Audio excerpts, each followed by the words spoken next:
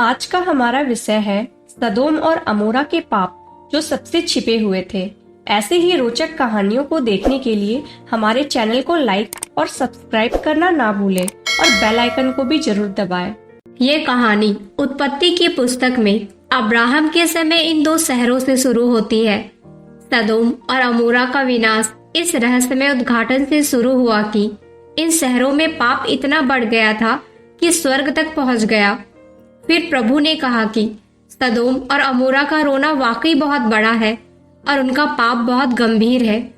उत्पत्ति 18 के 20 में ये किसी चीज को जानने और उसे प्रत्यक्ष रूप से देखने के बीच के अंतर को उजागर करता है। उदाहरण के लिए परमेश्वर ये जानते हैं कि हम उसका कितना सम्मान करते हैं और उससे कितना प्यार करते हैं, लेकिन वो चाहता है कि हम इसे अपने कार्यों और सेवा के माध्यम से दिखाएं। इसी तरह न्याय के बारे में परमेश्वर और अब्राहम के बीच बातचीत इसलिए नहीं है क्योंकि परमेश्वर को सही काम करने की याद दिलाने की जरूरत है, बल्कि ये अब्राहम के बारे में ज्यादा है। न्याय की प्रकृति को समझते हुए यह आयत इस बात पर जोर देती है कि सदोम और अमोरा के पापों के खिलाफ आवाज ने परमेश्वर की प्रतिक्रिया को प्रेरित किया, जिसमें कार्यों के महत्व और उनके दृश्यमान प्रभाव पर प्रकाश डाला गया। इसहाक के जन्म से पहले के समय की कल्पना करें। अब्राहम अपने अटूट विश्वास के लिए जाना जाता है, जो सदोम और गमोरा के निवास के विपरीत है। स्वार्थ और दुष्टता से भरे शहरों से घिरे हुए उनका जीवन आशा और दयालुता के उदाहरण के रूप में चमकता है। अब्राहम द्वारा शहरों के लिए प्रार्थना करते हुए हम एक महत्वपूर्ण क्षण पर पहुंचते हैं। जब हम कहानी के केंद्र भाग में आते हैं तो परमेश्वर ने अब्राहम से एक अनोखी प्रतिज्ञा की, एक वाचा जो कई लोगों के भविष्य को बदल देगी। इसी दौरान परमेश्वर ने अब्राहम को सदोम और अमोरा को उनके अत्यधिक बुरे व्यवहार के कारण नष्ट करने की अपनी योजना के बारे में बताया, लेकिन अब्राहम हमेशा मध्यस्थ के रूप में उन शहरों में पापियों के बीच रहने वाले धर्मी लोगों के लिए परमेश्वर से विनती करता रहा। उनकी यह विनती महज एक अनुरोध नहीं थी, यह एक ऐसे पैगंबर की अपील थी जो दूसरों के जीवन की गहरी परवाह करता था, यहाँ तक कि उन लोगों की भी जिन्हें वो जानता तक नहीं था। अब्राहम ने प्रभु के पास जाकर कहा, क्या आप वास्तव में दुष्टों के साथ धर्मी लोगों को भी मिटा देंगे? जैसा कि उत्पत्ति 18 के 23 में लिखा है। अब्राहम और परमेश्वर के बीच बातचीत एक प्राचीन विश्वास को दर्शाती है, जिन्हें अक्सर एक व्यक्ति के बजाय एक परिवार या शहर जैसे समूह के हिस्से के रूप में देखा जाता है। पूरे समूह को परिणाम भुगतने पड़ सकते हैं। यह विचार अन्य प्राचीन ग्रंथों में भी देखा जाता है, जैसा कि गिलगमेश के महाकाव्य में दया की प्रार्थना करते हैं कि केवल दोषियों को ही दंडित किया जाए, निर्दोष को नहीं। सदोम के लिए अब्राहम की दलील भी कुछ ऐसी ही है। वह परमेश्वर से शहर को बचाने के लिए कह रहा था। अगर वहाँ पर्याप्त धार्मिक लोग हो जो सामूहिक दंड पर व्यक्तिगत जिम्मेदारी के विचार को उजागर करता है। यह व्यक्तिगत जिम्मेदारी और सामुदायिक पहचान की प्रारंभिक मान्यता को दर्शाता है। सदोम और अमोरा की संपत्ति समृद्ध राष्ट्र के रूप में अपनी समृद्धि में फली फूली, लेकिन वे अपनी जातियों और अनैतिक भ्रष्टाचार से अंधे हो गए। वहां रहने वाले लोगों को एहसास नहीं हुआ कि आपदा आने वाली है, क्योंकि वे खुद को खुश करने में व्यस्त थे। दूसरी ओर अब्राहम, जो एक अच्छा व्यक्ति और नैतिक व्यक्ति था, वह बहुत अलग था। उसने उन शहरों में रहने वाले कई अच्छे लोगों को बचाने की कोशिश की। इस मामले में यह सिर्फ सदोम और अमोरा पर आए न्याय के बारे में नहीं है, यह दया, करुणा और मध्यस्थता की शक्ति के बारे में भी है, जो हमें बताती है कि एक व्यक्ति दूसरों की मदद करने का फैसला करके कितना बड़ा फर्क ला सकता है। जैसे जैसे कहानी आगे बढ़ती है, हम इन शहरों में रहने वाले मुख्य लोगों से मिलते हैं। उनके जीवन अलग अलग विकल्पों और उनके द्वारा किए जाने वाले कामों से बने होते हैं, और उनमें से प्रत्येक उनके साथ होने वाली घटनाओं में अपनी भूमिका निभाता है। यह सिर्फ अतीत में हुई घटनाओं के बारे में नहीं है, ये एक दर्पण की तरह है जो हमें अपना जीवन और वह दुनिया दिखाता है जिसमें हम रहते हैं। ये कहानी दृढ़ता से सुझाव देती है कि आगे क्या होगा, और हमें यह याद दिलाती है कि हमारे कार्यों से ऐसे परिणाम भी हो सकते हैं जिन्हें कभी बदला नहीं जा सकता है। और इस चेतावनी के संदर्भ में कई चीजों को प्रभावित कर सकते हैं। नैतिकता को छोड़ देने का खतरा यह दर्शाता है कि अच्छे मूल्यों के आधार पर जीवन जीना कितना महत्वपूर्ण है। सदोम और अमोरा के पाप का उद्भव बहुत ही बहस का विषय रहा है और व्याख्या परंपरा अक्सर वासना और अनैतिकता के मुख्य अपराध के रूप में देखती है, जिसका सबूत शहर के लोगों द्वारा स्वर्गदूत के प्रति किए गए कार्यों से मिलता है, जो कई अलग अलग व्याख्याएं इस बात पर सहमत है कि सदोम और अमोरा के पाप जटिल थे, जिनमें न केवल यौन अपराध शामिल थे बल्कि दूसरों के प्रति देखभाल और सम्मान की कमी भी थी। उत्पत्ति 19 और बाइबल के दूसरे भागों जैसे कि दूसरे पतरस और यहूदा की कहानी हानिकारक और अवैध कार्यों का एक पैटर्न दिखाती है, जिसने अच्छे लोगों को गहराई से प्रभावित किया। तो वास्तव में ये पाप क्या थे? सदोम और अमोरा का प्राथमिक पाप यौन अनैतिकता, अतिथि की कमी, घमंड और हिंसा सहित मुद्दों का एक मिश्रण था। इन सभी में से एक ऐसा है जो सबसे अलग है और अक्सर अनदेखा किया जाता है। और अगर आप अंत तक पढ़ते हैं तो आप समझ जाएंगे कि उत्पत्ति 19 में सदोम के लोगों ने अतिथि की कमी का प्रदर्शन क्यों किया। लूत के मेहमानों के प्रति हिंसक इरादों के साथ वास्तव में क्या हुआ। दिव्य दूतों का आगमन तब हुआ जब स्वर्गदूतों ने सदोम और अमोरा के सुप्रसिद्ध शहरों का दौरा किया। जैसे ही रात हुई, सदोम और अमोरा के प्राचीन शहरों ने स्वर्ग से 2 विशेष दूत का स्वागत किया, जो साधारण मनुष्य की तरह दिखाई दिए, लेकिन कुछ सूक्ष्म संकेत के साथ। सदोम में रहने वाले और अब्राहम के रिश्तेदार ने जल्द ही महसूस किया कि वे साधारण यात्री नहीं थे। उन दिनों में मेहमान का स्वागत करना न केवल शिष्टाचार था, बल्कि एक बहुत ही महत्वपूर्ण जिम्मेदारी थी। यह जानकर लूत ने उन्हें अपने घर में रात बिताने के लिए आमंत्रित किया। इन आगंतुकों के प्रति शहर के निवासियों की प्रतिक्रिया तत्काल और खुलासा करने वाली है। एकत्रित भीड़ जिज्ञासा और उद्देश्य के मिश्रण से प्रेरित थी। सदोम और अमोरा का माहौल अराजक और अपमानजनक था, खासकर दूतों और लूत की अतिथि के प्रति भीड़ के जारेदार और अथक व्यवहार से पता चलता है कि शहर के नैतिक मूल्यों में कितनी गिरावट आई है। इस समय सदोम और अमोरा के वृक्ष प्राकृतिक बाइबल के पाठ में विशेष रूप से उत्पत्ति 19 में प्रकाश में आई। स्थिति की तीव्रता लूत के सुरक्षात्मक अतिथि और शहर के आक्रामक इरादों के बीच संघर्ष को दर्शाती है। यह तनाव ईश्वरीय निर्णय के लिए मंच तैयार करता है। सदोम के जवान और बूढ़े पुरुषों ने मांग की कि इन मेहमानों को यौन प्रयोजन के लिए उनके पास लाया जाए, लेकिन इससे पहले कि वे सोने के लिए लेटते, नगर के पुरुषों ने और बूढ़े पुरुषों ने घर को चारों तरफ से घेर लिया और उन्होंने लूत को बुलाया और उससे कहा, जो पुरुष आज रात तुम्हारे पास आए हैं वे कहाँ हैं? उन्हें हमारे पास लाओ ताकि हम उन्हें निकटता से जान सके, जैसा कि उत्पत्ति 19 के 4 से 5 में है। सदोम में बहुत ज्यादा दुष्टता थी, जहाँ शहर के लोग अतिथि दिखाने के बजाय मेहमानों पर हमला करने के लिए यौन संबंधों की मांग करते थे। इस कृत्य ने प्राचीन समाजों में मेहमानों की रक्षा करने की मजबूती रीति रिवाज का उल्लंघन किया। लूत ने अपने मेहमानों की रक्षा के लिए अपनी बेटियों की पेशकश की। हालांकि ये कृत्य पूरा नहीं हुआ, ये अपने मेहमानों की रक्षा के प्रति उसकी प्रतिबद्धता को दर्शाता है। हमलावरों को अंधा करके ईश्वरीय हस्तक्षेप ने हमले को रोक दिया और स्थिति की गंभीरता को उजागर किया। यह अंश सदोम में नैतिक भ्रष्टाचार की गहराई और प्राचीन संस्कृतियों में अतिथि के महत्व को प्रकट करता है। लेकिन क्या यह सिर्फ यौन अनैतिकता के बारे में था? यहेजकेल 16 अन्य गंभीर पापों का उजागर करते हुए हमारी समझ का विस्तार करता है। यह तुम्हारी बहन सदोम का पाप था। उसके और उसकी बेटी की परिधीय शहर में बहुत सारा भोजन और लापरवाह आराम था, लेकिन उसने गरीबों और जरूरतमंदों की मदद नहीं की। वे मेरे सामने घृणित कार्य करते थे, इसलिए जब मैंने यह सब देखा तो मैंने उन्हें हटा दिया। ये आयतें उनकी गलतियों के सबसे जरूरतमंद हिस्से के प्रति अहंकार, उदासीनता और उपेक्षा की उपस्थिति पर जोर देती है। बाइबल में हिब्रू शब्द का अक्सर घृणित चीजों के रूप में अनुवाद किया जाता है, जिसका उपयोग नैतिक रूप से आक्रामक कृत्यों का वर्णन करने के लिए किया जाता है। सदोम और अमोरा के मुख्य त्रुटि के बारे में चर्चा। कुछ लोग सोचते हैं कि यह मुख्य रूप से मेहमानों के प्रति अरुचि और महत्वपूर्ण सांस्कृतिक नियमों को तोड़ने के बारे में थी।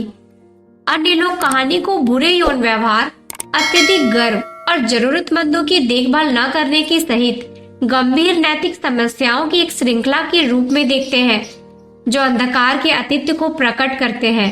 एक दृश्य की कल्पना करें जिसमें दो स्वर्गदूत साधारण मनुष्य के वेश में कुख्यात शहरों सदोम और गमोरा में प्रवेश करते हैं। यहाँ पहला पाठ हमें ये बताता है कि समाज का चरित्र अक्सर उसके अतिथि से परिलक्षित होता है। जब दो स्वर्गदूत सदोम पहुँचे तो रात हो चुकी थी। सदोम के शहर के फाटक पर बहुत से लोग बैठे थे। उन्हें देखकर लूत उनसे मिलने के लिए उठे और उत्पत्ति 19 के 1 के अनुसार अपने चेहरे जमीन पर टिकाकर दंडवत किया। नैतिक पतन से चिन्हित एक स्थान पर लूत का यह इशारा सम्मान का एक स्पष्ट प्रदर्शन है। इसके विपरीत यह सवाल उठाता है कि हम कितनी बार अजनबियों के प्रति दयालुता दिखाने के अवसर की उपेक्षा करते हैं। स्वर्गदूतों ने शुरू में लूत के अतिथि के प्रस्ताव को अस्वीकार किया। उन्होंने कहा नहीं, वे चौक में रात बिताएंगे। उत्पत्ति 19 के 2 में लूत ने आग्रह किया कि स्वर्गदूत उनके साथ रहे। कहानी का यह हिस्सा आपको आश्चर्यचकित करता है कि स्वर्गदूतों ने शुरुआत में क्यों मना कर दिया। क्या यह देखने के लिए था क्या लूत वास्तव में अतिथि प्रदान करना चाहता था, या यह दर्शाता है कि कहानी के खुलने के साथ ही सदोम कितना शत्रुतापूर्ण हो गया था। यह स्पष्ट हो जाता है कि सदोम और अमोरा का पाप केवल यौन अनैतिकता के बारे में नहीं था, बल्कि बुनियादी मानवीयशीलता और दयालुता की कमी थी। इन मेहमानों को आश्रय देने का लूत का कार्य शहर के नैतिक दिवालेपन की गंभीरता को उजागर करता है। एक ऐसी जगह जहां लोगों का स्वागत नहीं किया जाता था, आगंतुकों को अजनबियों द्वारा नापसंद किया जाता था। लूत का दयालु व्यवहार वास्तव में एक अच्छे उदाहरण के रूप में सामने आता है। कहानी हमें ये सोचने पर मजबूर करती है कि हम अपने बीच अजनबियों के साथ कैसा व्यवहार करते हैं। क्या हम लूत की तरह आश्रय और सुरक्षा प्रदान करते हैं, या हम सदोम और अमोरा की शत्रुतापूर्ण भावना को एक मूर्त रूप देते हैं। ये याद रखें, जिस तरह से हम अपने बीच सबसे कमजोर लोगों के साथ व्यवहार करते हैं, वो अक्सर हमारे समाज के सच्चे मूल्यों को दर्शाता है। स्वर्गदूत लूत के परिवार को भीड़ से बचाते हैं और उन्हें शहर और 2 लोगों के आसन्न विनाश के बारे में सूचित करते हैं। तब स्वर्गदूतों ने पूछा, क्या यहाँ आपका कोई और अपना है? दामाद, आपके बेटे और आपकी बेटी, जो कोई भी आपके शहर में है, उन्हें यहाँ से निकाल दे, क्योंकि हम इस जगह को नष्ट कर रहे हैं, क्योंकि उनके खिलाफ पाप इतना बढ़ गया है कि प्रभु ने हमें इस जगह को नष्ट करने के लिए भेजा है, जैसा कि उत्पत्ति 19 के 12 से 13 में है। ये कथन तत्काल और भागने की तीव्रता कथा के लिए मंच तैयार करता है। अब्राहम का भतीजा लूत सदोम में है और ये स्वर्गदूत उसे तत्काल अपने परिवार को इकट्ठा करने और भाग जाने का निर्देश देते हैं। उत्पत्ति 19 1 से 15 में ये तत्कालता स्पष्ट है। भोर में स्वर्गदूतों ने उन्हें जल्दी करने के लिए कहा और कहा कि अपनी पत्नी और अपनी 2 बेटियों को ले जाओ, ताकि तुम शहर की सजा में भस्म न हो जाओ। जैसे जैसे कहानी आगे बढ़ती है, सदोम और अमोरा के विनाश की उल्टी गिनती शुरू होती है। भोर के साथ वो क्षण करीब आता है जब इन शहरों को अपने परिणामों का सामना करना पड़ता है। ये असन्नाटा आपदा इतिहास में एक महत्वपूर्ण क्षण है और भविष्य में एक बड़े न्याय का प्रतीक है। जब स्वर्गदूतों ने आने वाले विनाश के बारे में चेतावनी दी, तो तुरंत कार्रवाई करने की एक वास्तविक भीड़ थी। उन्होंने लूत से कहा कि वो अपने परिवार को इकट्ठा करे और तुरंत निकल जाए, क्योंकि शहर का जल्द ही न्याय किया जाएगा। लेकिन अपने परिवार को छोड़ना आसान नहीं था। लूत कुछ हद तक धीमा लग रहा था और उसके दामादों ने सोचा कि वो खतरे के बारे में मजाक कर रहा है। भागने का रास्ता शांत चलना नहीं था, बल्कि समय के खिलाफ दौड़ थी। जब उन्हें बाहर लाया गया तो उनकी तत्कालिता स्पष्ट हो गई। स्वर्गदूतों में से एक ने कहा कि अपनी जान बचाकर भागो, पीछे मुड़कर मत देखो या घाटी में कहीं भी मत रुको, पहाड़ों पर भाग जाओ, नहीं तो तुम नष्ट हो जाओगे, जैसा कि उत्पत्ति 19 के 17 में है। परिवार के भागने में तत्कालिता की भावना थी। परिचित से अज्ञात की ओर दौड़, आराम से बचने की ओर। जैसे ही वे भागे उनके पीछे के शहर भस्म हो रहे थे। फिर प्रभु ने स्वर्ग से सदोम और अमोरा पर गंधक और आग बरसाई और उन्हें उन शहरों और पूरी घाटी और शहर के सभी निवासियों और जमीन पर उगने वाली हर चीज को नष्ट कर दिया, जैसा कि उत्पत्ति 19 के 24 से 26 में है। ये घटना सिर्फ एक प्राकृतिक आपदा नहीं थी, ये ईश्वरीय न्याय का एक प्रतीक था। आग और गंधक से घिरे शहर की छवि नैतिक पतन और अवज्ञा के परिणामों की याद दिलाती है। लूत और उसके परिवार को बचाने का फैसला अब्राहम से प्रभावित था, जबकि शहर अपनी दुष्टता के कारण नष्ट हो गए थे। परमेश्वर ने अब्राहम की विनती को याद किया और अब्राहम के प्रति दया के कार्य के रूप में लूत को बचाया। जब परमेश्वर ने सदोम के मैदान के शहरों को तबाह और नष्ट कर दिया, उसने अब्राहम को याद किया और इसी कारण से अब्राहम के भतीजे को विनाश के बीच से बाहर भेज दिया, जब उसने उन शहरों को नष्ट कर दिया जहां लूत रहता था। उत्पत्ति 19 के 29 में अपनी पत्नी के दुखद भाग के बाद जब वे बच गए तो उसने सदोम की ओर देखा और नमक के खम्भे में बदल गई लूत की पत्नी, जो पापी अतीत की लालसा के परिणामों का प्रतिनिधित्व करता है। नमक के खम्भों में परिवर्तित लूत की पत्नी इस आपदा को याद दिलाता है, जिसे बाद में यीशु ने लूका 17 के 32 में इस घटना का उल्लेख करते हुए परमेश्वर के न्याय के सामने संकोच के विरुद्ध चेतावनी दी। दूसरी ओर अब्राहम शहर से धुआं उठते हुए देखता है, एक ऐसा क्षण जो उसकी प्रार्थनाओं की सख्ती पर जोर देता है, जो लूत और उसके परिवार को उद्धार की ओर ले जाता है। ये कथा आज्ञाकारिता के महत्व और न्याय के समय में प्रार्थना के प्रभाव पर जोर देती है। विनाश के परिणामों में लूत की बेटियों से जुड़ी परेशान करने वाली कहानी शामिल है, जो गुफा में अपने परिवार की वंशावली के विलुप्त होने के डर से रहती है। वे अपने पिता को नशीला पदार्थ खिलाकर उसके साथ सोती है, जिसके परिणाम स्वरूप दोनों गर्भवती हो जाती है। कहानी के हिस्से के रूप में वर्णित ये लोगों पर नैतिक रूप से भ्रष्ट वातावरण में रहने के व्यापक और स्थायी प्रभाव को उजागर करता है।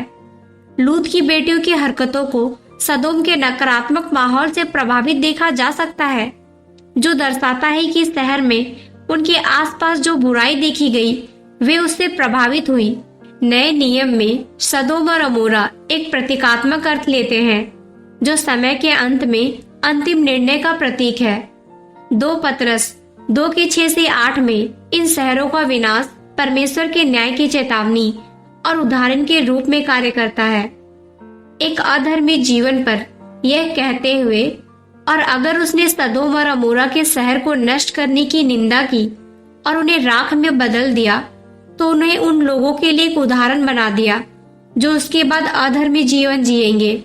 और अगर उसने धर्मी लूत को बचाया, जो दुष्ट लोगों के अधर्मी आचरण से पीड़ित था, क्योंकि उनके बीच रहने वाले उस धर्मी व्यक्ति ने अपनी धर्मी आत्मा को दिन प्रतिदिन उनके अवैध कार्यों को देखने और सुनने के कारण पीड़ित महसूस किया। इसी तरह रहस्य उद्घाटन में सदोम का उपयोग भ्रष्ट विश्व व्यवस्था के अंतिम पतन का प्रतिनिधित्व करने के लिए किया जाता है। यह दर्शाता है कि कैसे न्याय दैवीय साधनों द्वारा किया जाता है, जिससे वर्षों तक बुराई का पूर्ण होता है। कई विद्वानों ने सदोम और गमोरा के अस्तित्व पर संदेह किया, हालांकि पुरातात्विक साक्ष्यों ने तब से मृत सागर के पास उनके स्थान की ओर इशारा किया है। यह शहर मैदान के शहरों के रूप में जाने वाले समूह का एक हिस्सा थे और संभवतः मृत सागर के पास स्थित थे। कुछ सिद्धांतों ने सुझाव दिया कि वे समुद्र में डूब गए थे, लेकिन हाल ही में घटते पानी और पुरातात्विक कार्यों ने इसकी पुष्टि नहीं की है। 1973 तक कोई महत्वपूर्ण स्थल नहीं मिला था जो इन शहरों के मृत सागर के दक्षिण पूर्व में संभावित स्थान का सुझाव देता हो। बॉब एड्रा और न्यूमेरा जैसे स्थलों से पता चलता है कि इनका संबंध प्रारंभिक कांस्य युग से है, जो बाइबल के समय के साथ है, जिससे बाइबल की कथा की ऐतिहासिक सटीकता के बारे में चर्चा फिर से शुरू हो गई। सदोम और अमोरा के विनाश की कहानी पाप के परिणामों की एक नाटकीय याद दिलाती है, जो विनाश की तीव्रता और तेजी को दर्शाती है, जो अत्यधिक दुष्टता के खिलाफ ईश्वरीय न्याय का प्रतीक है।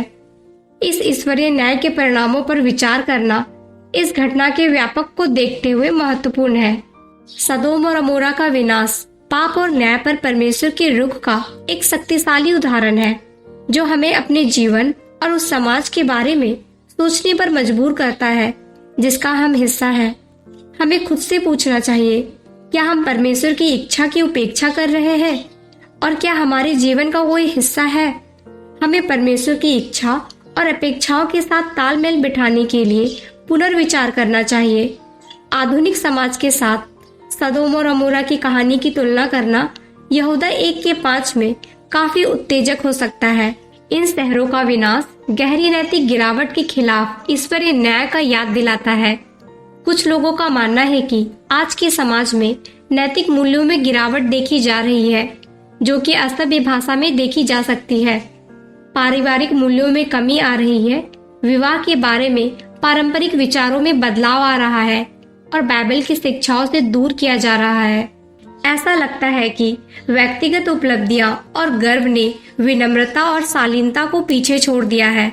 सामाजिक बदलाव ईश्वरीय न्याय या आध्यात्मिक जागरूकता के प्रति तत्परता के बारे में सवाल उठाता है। 2 पतरस 3:10-15 में बाइबल अप्रत्याशित रूप से आने वाले प्रभु के दिन के बारे में बात करती है और धार्मिकता की नई दुनिया की लालसा में पवित्रता और शरणमता में जीने की आवश्यकता पर जोर देती है। ये आज की दुनिया में हमारे मूल्यों और कार्यों पर विचार करने के लिए एक अनुस्मारक के रूप में कार्य करता है। अब हम अगले तरीके से क्या कर सकते हैं? आइए व्यक्तिगत कार्यों पर आत्मचिंतन के बारे में बात करें। सदोम और अमोरा की कहानी हम में से हर एक के लिए एक व्यक्तिगत आह्वान है। समाज के पापों पर उंगली उठाना तो आसान है, लेकिन हमारे अपने कार्यों के बारे में क्या हम नैतिक पतन में योगदान दे रहे हैं? क्या हम किसी तरह से जरूरतमंदों की देखभाल कर रहे हैं या अपने आसपास के लोगों की जरूरतों को अनदेखा कर रहे हैं? स्वार्थी इच्छाओं में लिप्त है या अन्याय के प्रति अपनी आंखें मूंद रहे हैं? ये कहानी हमारे जीवन की जांच करने और अपने कार्यों को नैतिक मूल्यों के साथ संरेखित करने की चेतावनी है। तो हम सदोम और अमोरा से क्या सीख सकते हैं? ये केवल आग और गंधक के बारे में नहीं है, ये समझने के बारे में है कि हमारे कार्यों के व्यक्तिगत और समाज दोनों के रूप में परिणाम हो सकते हैं। ये खुद को जांचने के लिए एक चेतावनी है। सोचें कि हम कैसे जी रहे हैं और हर दिन बेहतर करने की कोशिश करें। आइए इस कहानी का उपयोग हमें डराने के लिए नहीं, बल्कि बेहतर इंसान बनने, बेहतर विकल्प बनाने और एक ऐसी दुनिया बनाने के लिए करें जो आज की तेज दुनिया में दयालु और अतिक दयालु हो। हम अक्सर अतिथि और करुणा की शक्ति को अनदेखा कर देते हैं, लेकिन जैसे लूत की दयालुता सदोम के सामने आई, वैसे ही हमारी करुणा के कार्य कभी कभी उदासीन दुनिया में भी चमक ला सकती है। एक मददगार हाथ, सुनने के लिए एक कान या शरण की जगह, ये कार्य लहरें पैदा कर सकती है जो जीवन को प्रभावित करती है और समुदाय को एक साथ जोड़ती है। हम देखते हैं कि आतिथ्य एक समुदाय का दिल है। सदोम और अमोरा की कहानी हमें सिखाती है कि एक समुदाय के नैतिक स्वास्थ्य इस बात से किया जा सकता है कि वो अपने मेहमानों और कमजोर सदस्यों के साथ कैसा व्यवहार करते हैं, जो सदोम की कठोरता के विपरीत है।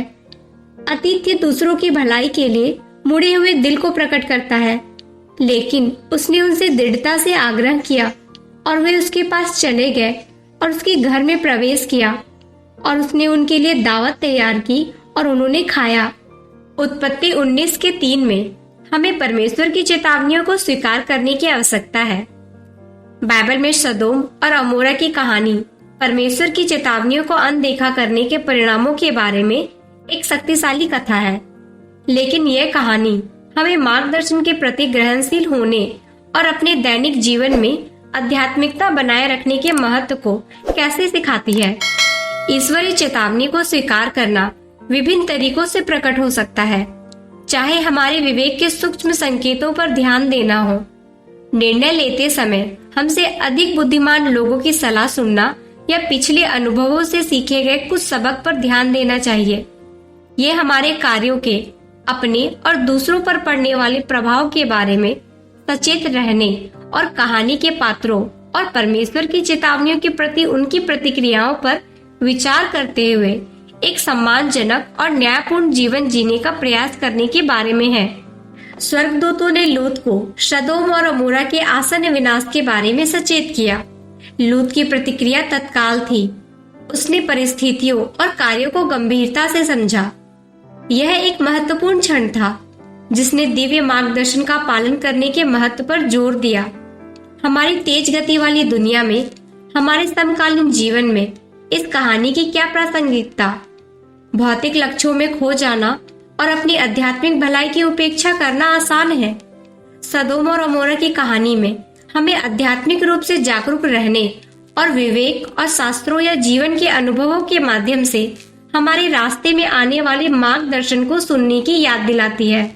आध्यात्मिक जागरूकता केवल धार्मिक अनुष्ठानों के बारे में नहीं है, ये हमारे कार्यों के नैतिक निहितार्थों के साथ तालमेल रखने के बारे में है। ये हमारे जीवन में संकेतों और चेतावनियों को पहचानने और खुद को धार्मिकता और करुणा के मार्ग पर लाने के लिए सक्रिय कदम उठाने के बारे में है। हम इस नैतिक पतन का विरोध कैसे करते हैं? ये आत्म जागरूकता से शुरू होता है। हमें अपने कार्यों और इरादों की लगातार जांच करनी चाहिए और खुद से पूछना चाहिए कि क्या हम अपने समुदाय में सकारात्मक योगदान दे रहे हैं। वास्तविक रूप से इन कदमों में स्वयं सेवा करना और अपने उपभोग के प्रति सजग रहना शामिल है। यह एक ऐसा जीवन जीने के बारे में है जो स्वार्थ और उदासीनता के बजाय सहानुभूति और दया को महत्व देता है। व्यक्तियों के नैतिक मूल्यों को बनाए रखने के लिए प्रोत्साहित करना केवल उपदेश देने के बारे में नहीं है, ये उदाहरण के द्वारा नेतृत्व करने के बारे में है। ये एक ऐसा वातावरण बनाने के बारे में है जहाँ सत्यनिष्ठा, ईमानदारी और करुणा को महत्व दिया जाता है। हम अपने कार्यों के लिए जवाबदेह बनकर, नैतिक विकल्प बनाकर और सही के लिए खड़े होकर ऐसा कर सकते हैं, भले ही ये कठिन हो। व्यक्तिगत विकल्पों का समाज पर गहरा प्रभाव पड़ता है। बाइबल हमें चेतावनी देती है कि धोखा न खाएं। परमेश्वर का मजाक नहीं उड़ाया जा सकता। मनुष्य वही काटेगा जो वो बोता है, जैसा कि गलातियों 6:6-7 में है। इसका मतलब यह है कि हमारे अच्छे या बुरे कार्यों का परिणाम सत्यनिष्ठा के साथ जीने का चुनाव करके होता है। हम एक अधिक निष्पक्ष और अधिक दयालु समाज में योगदान करते हैं। इसके विपरीत, जब हम अपने नैतिक दिशा निर्देशों की अनदेखी करते हैं तो हम इसके पतन में योगदान करते हैं। सदोम और अमोरा की कहानी से एक महत्वपूर्ण सबक आध्यात्मिक रूप से जागरूक रहने का मूल्य है।